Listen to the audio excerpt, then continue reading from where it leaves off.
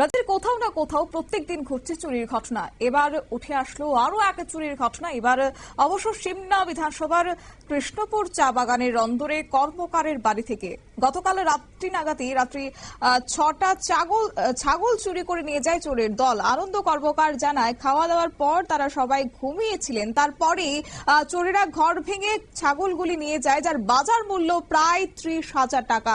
এবং চোরেরা আজ সকাল ভোরবেলায় ছাগলগুলি নিয়ে আসে ব্রহ্মকুণ্ড খোকনশীলের বাড়িতে। 3 যুবক খোকনশীলকে 3,000 টাকার বিনিময়ে ছাগলগুলিকে আগরতলায় নিয়ে যাবার কথা বলে খোকনশীল ছাগলগুলিকে গোলবাজার নিয়ে যায় এবং সেখানে বিশ্রামগঞ্জের এক ব্যক্তির কাছে যুবকরা 6টি ছাগল 10,000 টাকার বিনিময়ে বিক্রি করে দেয় বলে জানা গেছে। কি রয়েছে বক্তব্য শুনুন।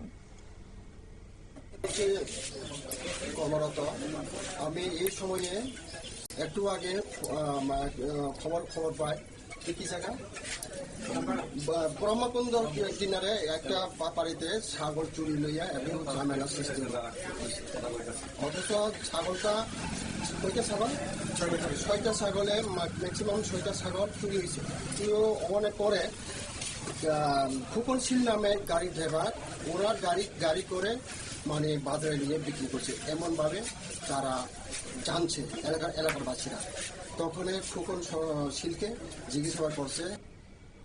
পুলিশের পক্ষ থেকে বক্তব্য আপনারা শুনলেন। অবশ্য এই বিষয়টা ফোনের মাধ্যমে জানাজানি হতেই আজ কৃষ্ণপুর চা বাগানের সকলে এসে খোকনশীলের বাড়িতে চড়াও হয় এবং এরপরে সুন্দরটিলা পুলিশ ফাঁড়ির আরক্ষা কর্মীরা এসে খোকনশীল ও তার অটোটিকে থানায় নিয়ে যায় তদন্ত করার স্বার্থে। নিয়ে নিচ্ছি ছোট্ট একটি বিজ্ঞাপন বিরতির সঙ্গে থাকুন।